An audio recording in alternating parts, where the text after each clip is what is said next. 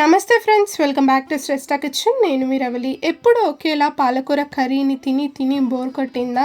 ఒక్కసారి నేను ఈ వీడియోలో చూపించే విధంగా పాలకూర ఉల్లికారాన్ని చేసుకొని తినండి. అందరు కూడా ఈ కర్రీకి ఫ్యాన్ అయిపోతారు. చాలా అంటే చాలా కమ్మగా టేస్టీగా ఉంటుంది. వేడి వేడి అన్నంలో తింటుంటే చాలా సూపర్గా ఉంటుంది. అందరికీ కూడా చాలా బాగా నచ్చుతుంది. ఎప్పుడు ఒకేలా కాకుండా ఇలా కొంచెం డిఫరెంట్గా చేసుకొని తినండి, చాలా బాగుంటుంది. నేను ఇక్కడ స్టవ్ మీద ఒక డిష్ పెట్టేసుకున్నాను. ఇందులోకి ఒక 2 స్పూన్స్ అంత ఆయిల్ వేసుకొని ఒక 1 స్పూన్ అంత శనగపప్పు వేసుకోవాలి. శనగపప్పు కాస్త వేగాక ఒక 1.5 టీ స్పూన్ నేను ఇక్కడ ధనియాలు వేస్తున్నానండి. ఇలా ధనియాలు వేసుకున్నాక ఒకసారి వేపుకుందాం. ఇప్పుడు ఇందులోకి ఒక 8 ఎండుమిర్చిలను నేను ఇక్కడ యాడ్ చేస్తున్నాను. ఎండుమిర్చి వేసాక ఒక 1 స్పూన్ అంత జీలకర్ర వేసేసుకొని వీటిని అన్నిటిని కూడా ఒకసారి బాగా వేపుకోవాలి. ఇలా ఎండుమిర్చి ఎక్కువగా మాడనివ్వకుండా కొంచెం దూరగా మంచిగా ఇవన్నీ కూడా వేపుకొని సపరేట్గా ఒక ప్లేట్లో తీసుకుని చల్లారపెట్టుకుందాం. నేను ఇలా ఇవన్నీ కూడా ఒక ప్లేట్లోకి తీసుకొని చల్లారాక ఒక మిక్సీ జార్లోకి వేసుకొని మంచిగా పౌడర్ లాగా చేసుకొని తీసుకోవాలి.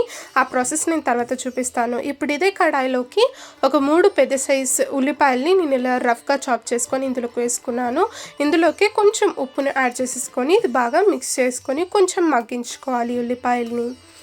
ఇప్పుడు ఇందులోకి కొంచెం చింతపండు యాడ్ చేస్తున్నాను. ఇక్కడ మంచి ఫ్లేవర్ ఉంటుందన్నమాట పాలకూర ఉల్లికారంలో. కొంచెం వేసుకోవాలి, ఎక్కువ కాదు. ఇలా కొంచెం వేసుకొని చింతపండును కూడా ఇందులోకి బాగా మిక్స్ చేసేసుకుందాం.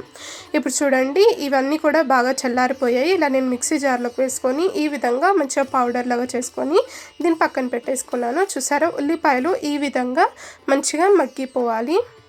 ఎక్కువగా మాడనివ్వకుండా ఈ విధంగా మగ్గిపోతే సరిపోతుంది. ఇప్పుడు ఇదే మిక్సీ జార్లోకి ఉల్లిపాయలన్నింటినీ కూడా వేసుకొని మంచిగా పేస్ట్ లాగా చేసుకొని దీన్ని పక్కన పెట్టేసుకుందాం. చూసారా, ఈ విధంగా మంచిగా ఉల్లికారంని మనము రెడీ చేసుకొని దీన్ని పక్కన పెట్టేసుకుందాం. ఇప్పుడు కర్రీ ఎలా చేసుకోవాలో చూసేద్దాం. ఇప్పుడు ఇదే కడాయిలోకి ఒక 3 టేబుల్ స్పూన్ల ఆయిల్ నేను ఇక్కడ తీసుకున్నాను. ఆయిల్ వేడయ్యాక 1 స్పూన్ అంత ఆవాలు, 1 స్పూన్ జీలకర్ర వేసుకొని వీటిని కాస్త వేగనివ్వాలి. ఆవాలు జీలకర్ర కాస్త చిటపట్లాడాక ఒక ఎండుమిర్చిని ఇలా విరుచుకొని వేసుకుందాం. అలాగే ఒక 10 వెల్లుల్లి రెబ్బలను ఇలా దంచుకొని వేసుకోవాలి. ఆకుకూర రెసిపీలలో అల్లం వెల్లుల్లి పేస్ట్ కన్నా వెల్లుల్లి ఇలా దంచుకొని వేసుకోవడం వల్ల చాలా ఫ్లేవర్ఫుల్గా ఉంటుంది. ఇక్కడ ఫ్రెష్గా కొంచెం కరివేపాకు కూడా వేసానండి. ఇలా ఇదంతా కూడా బాగా ఒకసారి వేపుకున్నాక ఒక 1/2 టీ స్పూన్ అంతా పసుపు కూడా ఇక్కడ వేసాను. పసుపుని ఒకసారి బాగా కలిపేసుకొని ఇందులోకి మనము మంచిగా కట్ చేసి పెట్టుకున్న పాలకూరని నేను ఇక్కడ వేసేస్తున్నాను. ఒక 4 కట్టల పాలకూర నేను ఇక్కడ తీసుకున్నానండి. మంచిగా పాలకూరని సన్నగా తరుక్కొని మంచిగా వాటర్లో వాష్ చేసుకొని ఇందులోకి వేసేసుకోవాలి. ఇలా పాలకూర వేసుకున్నాక కాసేపటికి అది మగ్గిపోతుంది కదా, మనకి ఇలా కలపడానికి ఈజీగా ఉంటుంది. చూసారా, ఇలా పాలకూర మొత్తంని కూడా బాగా కలుపుతూ ఉండాలండి. ఇందులోంచి వాటర్ కూడా రిలీజ్ అవుతుంది కదా, ఆ వాటర్లోనే మనము పాలకూర అంతా కూడా సాఫ్ట్గా ఉడికేలాగా మంచిగా మగ్గించుకోవాలి. ఇప్పుడు ఇందులోకి ఒక 2 స్పూన్స్ అంత కారం అండ్ మనకి రుచికి సరిపడా ఉప్పు వేసుకొని కారం ఉప్పును మంచిగా ఒకసారి కలిపేసుకోవాలి.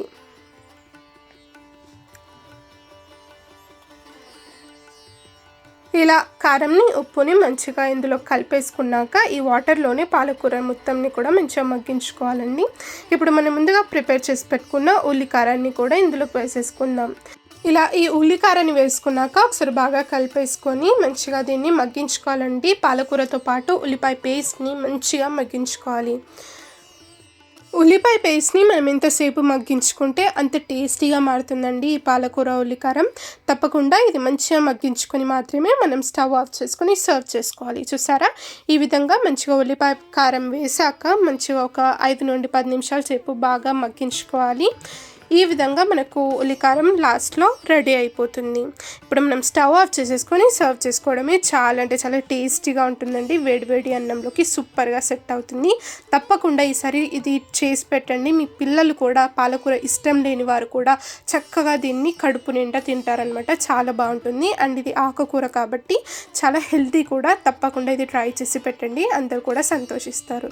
ఈ వీడియో నచ్చితే తప్పకుండా లైక్ చేయండి, మన ఛానల్ని సబ్స్క్రైబ్ చేసుకొని పక్కనే ఉన్న బెల్ ఐకాన్ని కూడా ప్రెస్ చేయండి.